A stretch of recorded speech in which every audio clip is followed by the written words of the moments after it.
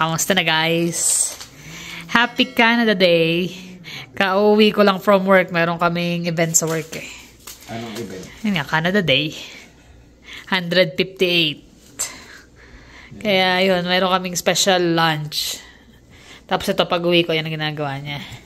Kasi meron kami ito yung mga seeds na bigay nung katrabaho niya. Expire na yan last year pa. Oo. Pero sabi nila, ilang taon? Try din. Kasi meron na ako nakita sa 25 years ng araw sa lola niya. Napatubo pa niya. Ito last year's expire. Pero ang dami niyan. Puro perennial naman yan. Pag napatubo namin, di why not? Mailagay na lang sa paso. May tumubo. Pag wala. Pero ito yung the best way na ano. Kasi ginagamit ko rin ito sa mga haworti ako. Pag-germinate ng mga... Pag-germinate ng mga iba't ibang klaseng seeds. So, ito mas effective to sa maliliit. Kasi pag ginano mo yung maliit, kita mo kagad pag nag... Ay, malalaman natin kasi... Ito lalaki niya seeds eh. Basta make sure daw na moist lagi siya. Tsaka ano yung temperature. Meron ako dito special there. Special. Special na seed. Para sa'yo. Sweet corn. Saan mo tatanim yan? Ito yung gusto ko yan. Hilupin. Ito yan eh. Yung mga parang munggo. At saka yung halihak. Yung halihak namin, meron kami dati na matay. Kasi kulang ata sa tubig. Kailangan pala soak siya sa tubig everyday. Tapos ngayon may umusbong na maliit. Mukhang halihak. So, sana. Sabi niya halihak daw yun. Ganda ako ng halihak eh. Talaga. Sige. Pasahan tayo. Sige. Sige. Sigurado. Mas maunahan pa nito yun eh. Hindi talaga eh. Hindi talaga. Umusbong nga. Kailan pa yun. Ganun na eh. Malaki na yung ganyan na yung dahon niya eh. Ganito yung pinaka best way. Buti na lang meron din kami yung mga tab. Hindi yung pad. Bukod doon sa tab, ito kasi ginagamit ko to para yung moisture ng mga halaman hindi ka dilig ng dilig. Ito maganda tong ano na to. Ano naman yan? Dito ko Dianthus? Hindi. Isa lang yung Dianthus eh. Ano yan? Ano yun? Yung wild, Delphine ba yun? Delphine, ano? I don't know. Makabigay lang kasi, malay mo tumubo. Tapos may mga wildflower pa. Yung isa ko kasi katrabaho yung asawa niya, diyan nagtatrabaho. Pag-expire natin at pinamimigay sa kanila. Hindi, tapon. Kahit nung may dala siya eh. Mga bago eh, hindi na ako kumuha. Dami ko pa eh. Mga bago. Kasi wala naman, lit lang ng garden at sa harap eh. Ito naman, bala ko lang sa mga gilid-gilid lang, pang border lang. Sana may mapatubo kami kahit ilan. May umusbong. Maganda rin kasi pag may mga halaman nakakalaman. Tapos ang aga niya umuwi, pasok siya. First day kasi long weekend, di ba? May tawag eh. Hindi pa ako nagbe-break time, may tawag siya. Uwi na daw kami. Last days lang 4 na oras. Sabi ko sana all. Sabi niya, weekend na rin. Sabi, parang pwede may event. Maganda dun eh, Sabi, pasok niya na sa sa vacation niya. So, hindi siya, okay na. Minus sa may sobra pa naman ako mga oras doon. Dami. Ilan naman na mo? Gagamit sa bakasyon yun eh. 12 days na yun eh. 12 days. Tsaka ilang oras eh. At least isang buwan. Half labeling ko. Dinikit na lang din niya para alam namin ko alin. Alin dyan. Tingnan, di ba? Tingnan natin kung mapatubo lahat yan. Mapatubo. Hindi naman lahat. Pero sabihin, lahat ng klase. Marami. Ito ang looping gusto ko yan. Meron pa akong gusto dyan, yung wildflower na yun eh. Patak sa wildflower. Kahapon, galing kami ng plant shop sa may Home Depot. Tapos sabi niya, mag-burger na lang kami. Sabi niya, mag-ihaw tayo. Ba't mag-ihaw? Pabili na lang. Ganon din naman eh. Gagastos ka ng patty, gastos ka na trabaho, pahit gabi na. Nadaan kami ng A&W. Tapos yung harap nila, puro may plant box 3. Naglalakad ako, nakatingin ako eh. Habang papasok ako ng paglabas ko, nandun na rin siya sa harap.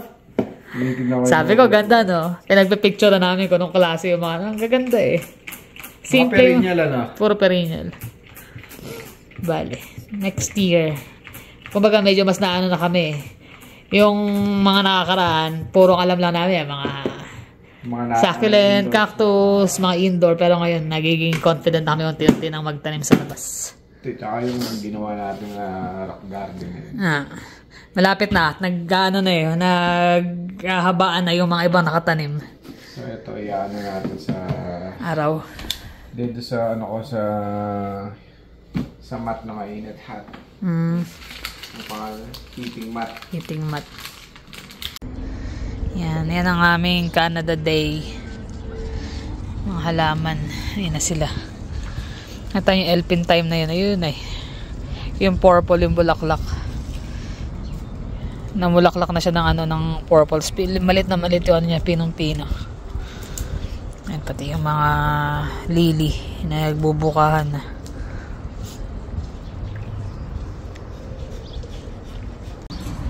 Yan na nga pala yung update namin sa aming rock garden. Katatapos lang namin magdilig. Tutubuan na sila. Lalago na.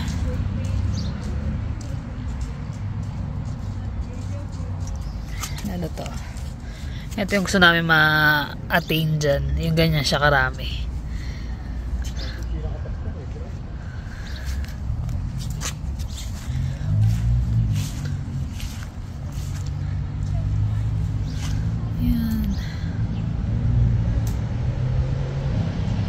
Yan yung pinakabago namin eh. Itong pula. Kakaiba yung pagkapula niya eh.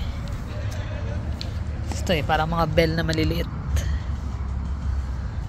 Yan, forget me not. Ito mga dianthus. Sino tayo mo? Lago-lago na. Lavender. Nakakatuwa eh. Ito yung time. Ito yung pinaka ano ko eh. Ito sa favorite ko. Ito siya, dalawa yan eh. Ito wala pang bulaklak. Pero ito na bulaklak na hitik na hitik.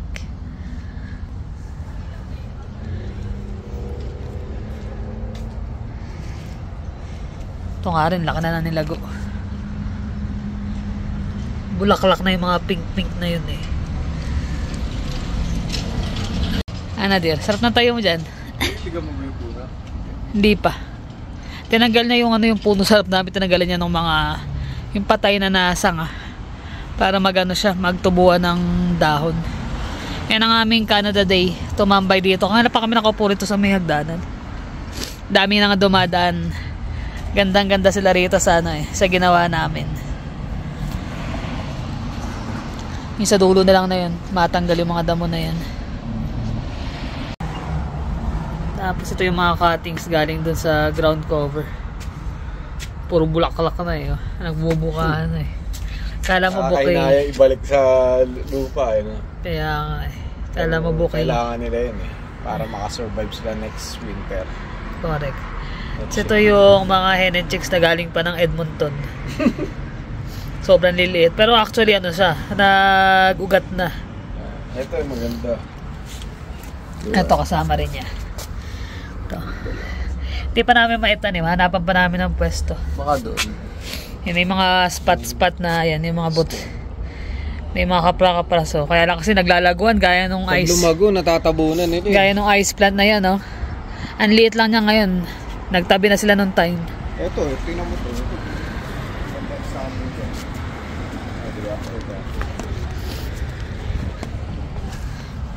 Nakatago. Hen and chicks. Hen and chicks. Asan yung dalawa dito? Diyan, nakatago sa ilalim ng mga ground cover. Ayun nga, ano. Mamamatay sila dyan. Putla nga eh. Oh. Tingin? Iba yung kulay eh. Oo nga, wala yung pagkapula. Buti natin yun. Lilipat mo? Mamamatay yan dyan. Lakas kasi lumago din ng ground cover. Ayan, no? Ito. From last year yan eh. Ito lang yan eh. Ito, tsaka to. Ngayon sinakop na nila eh. Naglalaban sila, ilang lahi yan sa dalawa. Naglalaban na nasa tuwan. Naglalaban sila sa position. Yan ang gawain namin halos araw-araw ngayon. Tinatanggalan namin ng mga damo-damo na tumutubo. Maayos namin yan. Next year mas maganda na yan. Ito maganda. Dami. Yan nga lang ito. Yung mga ito okay lang kung hindi na magkaroon. Ito nga lang ayo. Napakaliit niya, puro puting bulaklak yan eh. Cute. Tapos ito rin, dilaw naman ng mga bulaklak. Ang liliit lang niya pero namumulaklak. Ayun nga yung daliri ko. Sobrang liit pero ang dami niyan.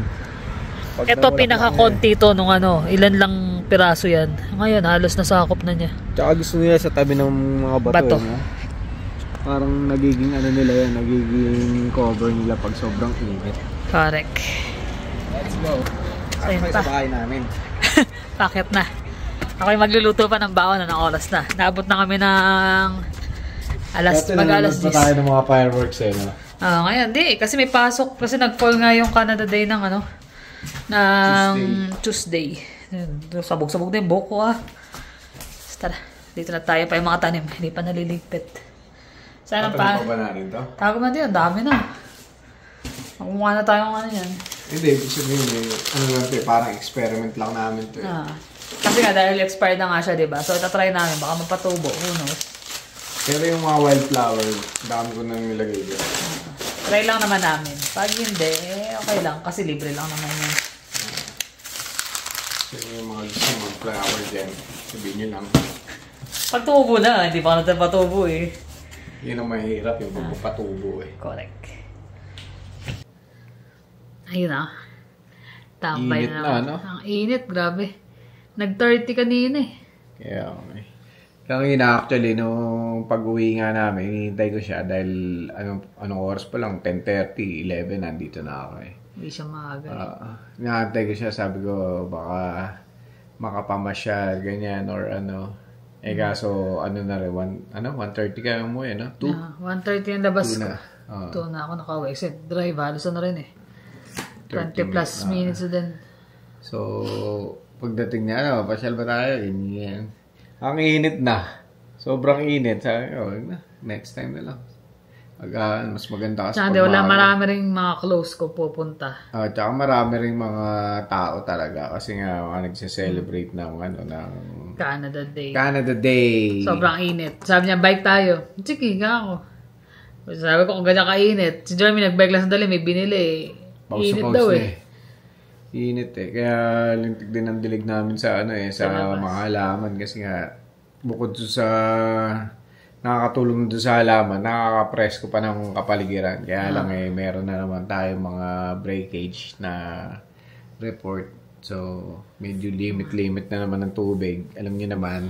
Pero at least mahalaga lang mag-set muna. Kasi iba, bagong tanim lang di ba? So, kailangan siyang diligan ng araw-araw. Yun yung yung pagkakamali namin ng mga past few years nung nagtatry pa lang kami bumili ng 1-2 halaman. Tinatry namin na magkaroon ng halaman dyan sa front yard. Na tatanim namin siya mga late spring na or summer. Ganyan. July na tayo nakatanim. July. So tapos na dapat spring pa lang nag-start na. Yung iba, yung mga bulb, pa lang, fall, tatanim na para next year, pagdating ng spring. Mag-sprout na siya. Meron siyang certain na date na dapat mo tamnan para sa ganun. Pagdating ng winter, lalo na yung mga perennial, pagdating ng winter, naka-establish na siya ng roots niya.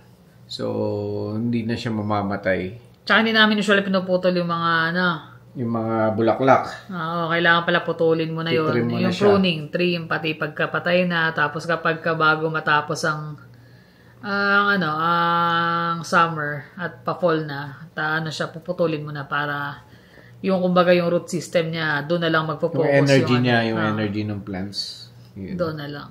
So, yun, balik tayo sa Canada Day. Hindi na makapunta sa fireworks kasi dati actually nung bago kami rito sa Calgary, malapit kami sa Center Street eh. Punta ka lang Center Street, talaga makikita mo na yung mga fireworks dyan sa may Chinatown eh. Ngayon, nag-fall naman siya Tuesday. Alanganin, may pasok bukas, tapos hindi naman sa nag-iingat din kami doon sa, alam niyo mga nangyayari, kagaya ng nangyayari doon sa Vancouver ng nakaraan, di ba? Yung Philippine may mga event, di mo masabi. Baka may mga mag-wild dyan or may mga alam nila, hindi natin alam kung ano pwedeng mangyari sa mga ganong okasyon. Niiwasan namin yung mga crowded places na ganon. Hanggat maaari. Kung pwede naman na kita nyo pag pag nagda-drive or hindi kami grupo. Parang bihirang-bihira kaming nagkakaroon ng ka-group na, tara, punta tayo dito sa ganito. Yung sobrang lalaki. Kami-kami lang. Minsan, dalawa lang kami. Masaya. Most of the time, dalawa talaga kami. Kasi kahit naman naksanayan na rin namin. Ano naman kami, kumbaga, masaya naman. Hindi naman natin kailangan ng maraming grupo para lang sumaya tayo. Pero iba-iba tayo ng di ba, yung mga trip na. So, yung Canada Day para sa amin, maraming mga Pilipino rin na nagse-celebrate ng Canada Day as Canadian, Filipino-Canadian, kagaya namin. Kami, very thankful kami na narating namin kung ano yung mga hindi rin namin talaga, kumbaga sa wildest dream mo, hindi mo napangarap na magkaroon ng hindi mo akalain. Nung nagsisimula kami kasi sobrang talagang struggle din Meron, pero kahit pa paano, syempre, nakaano pa rin na natutulungan ng magulang. Yung kasing struggle namin nung nag-umpisa kami ng pamilya, pinaramdam din talaga ng mga magulang namin na mag-struggle kayo para matutunan nyo to. Parang ganun. Tsaka sobrang aga namin nag-start. Kaya parang, kung nasa kami ngayon, hindi namin maiisip na mararating namin nung time na yun. Parang ang focus namin nung time na yun, magtrabaho, sumweldo, taguyod yung pamilya, kinsenas, katapusan. Yun, dadaan lang sa kamay namin, mga pambili ng mga gatas, mga diaper, vitamins. Alam niyo naman, pag may bata, kailangan regular ang bakuna, check up yung mamahal sa mga, sa mga pedya. Hanggang sa wake-up call na nung lumalaki na sila, kailangan na maayos na nagdalawa school. Nagdalawa. Nung una, parang, sige, ilang taon. 5 years. Nakasurvive kami ng, after 3 years, medyo, okay Okay na. Tapos biglang yun sumulpot na isa. Nag-contest naman kay Jermaine. Sabi niya, hindi na, ubra. Kailangan na. Ayaw niya mag-abroad talaga noon alam ko mahirap Mahirap malayo sa pamilya. Mahirap mapunta sa ibang lugar na. Sabi niya, kailangan. Na yung culture, tsaka yung mga language, kailangan mong pag-aralan. Pero kailangan kailangan mo mag-adjust sa mga pagkakataon sa hinihingi ng hinihingi ng pagkakataon. Siyempre pag may pamilya ka, priority mo na yung family. Ano yung kaya kong ibigay sa pamilya ko. Mahirap pero kailangan So dumating yung time na siya naman yung nakapunta rito, nahirapan din siya dahil nga target natin is talagang yung bansa na madadala na yung pamilya. Kahit struggle kami sa tagal din ng panahon bago ako nagkapapel. Pero worth it lahat.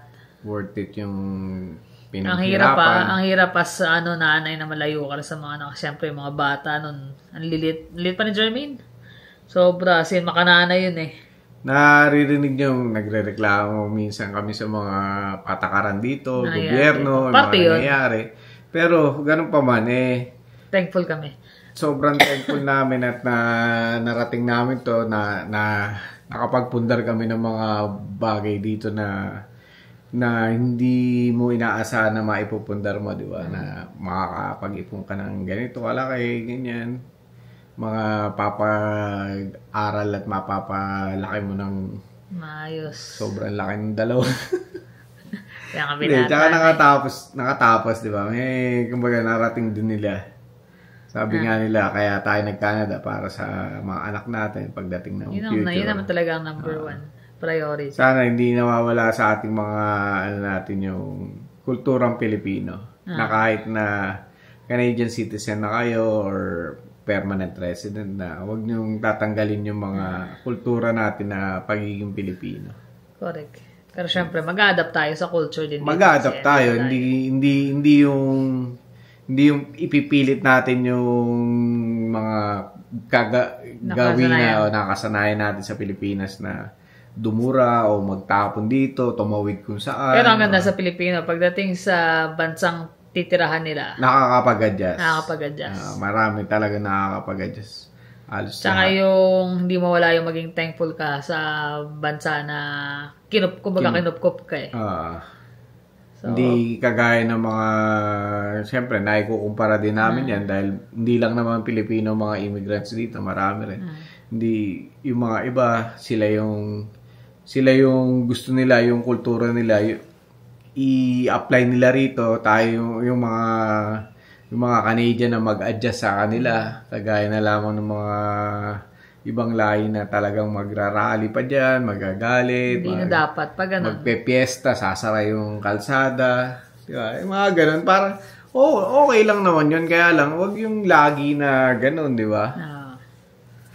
Kaya ngayong Canada Day, kailangan celebrate natin yung enjoy natin. Tsaka dito rin namin nakakita yung ganda ng nature talaga. Sobra. Nakakapamasyal kami sa Pilipinas sa mga dagat-dagat. Kaya lang, syempre, para naging pangkaraniwan na yun eh. Tsaka hindi normal na may punta ang dagat kasi, syempre, di ba, pag sa Pinas ka, mahal din, ang gastos Tsaka mainit eh. Oo. Ang ganda ng Pilipinas, pero dito parang nasa postcard nakikita mo eh. Dati hindi sa TV mo lang nakikita nakikita, sa computer lang, sa mga magazine. Ngayon, naamoy mo yung simoy ng hangin, yung aroma ng mga puno. Di ba? Kung nagdadrive nga kami, napapanan lang ako, thank you Lord. Sabi ko talaga. Pagpa-thank you ka talaga sa... Kasi drive kami, nakikita mo parang, uy, ang ganda nito. Kahit na ilang beses kami pabalik-balik sa bundok pero... Sobra. Sabi nga namin nung huli naming labas nung nag-radium kami. Blessed tayo sa lahat ng aspeto. Na-experience natin tong gantong kagandang nature. Nature, yung binigay na opportunity ng Canada na makapagtrabaho dito, magkaroon ka ng sarili mong bahay. Hindi kailangan na maging na maging mayaman. Pero yung makita, yung nature lang sulit na. Sa amin, masaya na kami dun sa mga ganun. Kita nyo nga, yung celebration na parang wala lang. Pero sobrang thankful pa rin kami kasi nandito kami. Oo. Kanina, di na nga lang ako napag-vlog kasi daming tao din sa work. Sa event yun doon. Nagano kami, Canada Day. Kanta sila ng na... Canada. Canada. Sabi ko dati, hindi ko kabisado yan. Ngayon, napapakanta na ako kasi kabisado ka dahil na nag-exam kami. Dati pag kumakanta, kinig lang ako, kunwari sabay ka lang, pero ang ganda ng tunog di ba? Sabi ko nga, nakakasabay na ako kasi alam ko na, dati hindi ka masyado binabasa, di ba? Ngayon, citizen ka na dito, kailangan, alam mo na rin. Sana lahat tayo, mga Filipino-Canadian dito, i-value rin natin yung values ng mga Canadian, combined with our good values din as Filipinos. Mabait ang mga Canadians talaga. Tsaka, yun nga, yung mga polite sila talaga. Tsaka hindi sila na mag-sorry, ganyan, humingi ng apologize. Tsaka yung laging thank you. Thank you. Makita mo sa lubong mo. Hi, good morning. Yun ang nakakaano na sabi nga doon sa reels na nadaanan ko. Sana wag mawala yung gano'n ng mga Canadian. Yung pagiging polite. Kasi minsan nag-worry sila dahil nga doon sa dami na dumarating. Nababawasan. Naalala mo sa small town tayo? Hindi. Kasi talagang puro Canadian talaga. Canadian talaga. Kami lang yung mga immigrant. Kami, ilang oras na drive yun. Mapapagod ka nga kada makasalubong ka. Kumakaway na ganyan. Kaway na gano'n. Hanggang makarating ka doon. Kahit di mo alam, makasalubong mo sana. Naglulukuhan nga kami nun. Sabi ko, pwede ka palang tumakbo na dito na konselo. Lalo na bago dating sila. Sabi ko, normal yan dito. Sabi ko, sobrang makita ka sa post office. Good morning. How are you? Hanggang sa chika-chika. Hindi nawawala yun kahit hindi ka nila personally kilala. Diba? Kahit pa nag-hike kami, makasalubong kami. Kasalubong na kayo ng mata. Ang ngingiti na yun, babate. Kaya yun ang inaanan, sana wag mawala. Kung hindi man sila bumate, hindi namin tinatanggal na bumati sa kanila kasi syempre, kumbaga parang respeto mo rin yun sa mga tao. Nakasanayan mo na rin, di ba? Nakasanayan mo na rin. Ilang taon din tayo. Ayun lang naman ang aming simpleng Canada Day. Walang handa. Walang handa. Diyan lang kami sa labas. Kape. I-reminisce yung nag-start ka dito sa Canada ng buhay, di ba? Yun. Hindi naman kailangan pumunta pat maki-celebrate ka ng fireworks or ano. Pero yung nando sa loob mo, sa loobin mo na nagpapasalamat ka. Importante. Walang inis o galit sa Canada dahil So 158 na ng Canada. Ang Canada ay nagbigay sa inyo ng opportunity. Sa atin mga lahat, nandito. So thankful tayo, thankful. Kung nasan man kami ngayon utang namin din dito sa Canada yun. So paano guys, maraming salamat sa inyong panonood. Happy Canada Day uli. Happy Canada Day. Ingat kayo lagi. See you on the next vlog. Bye.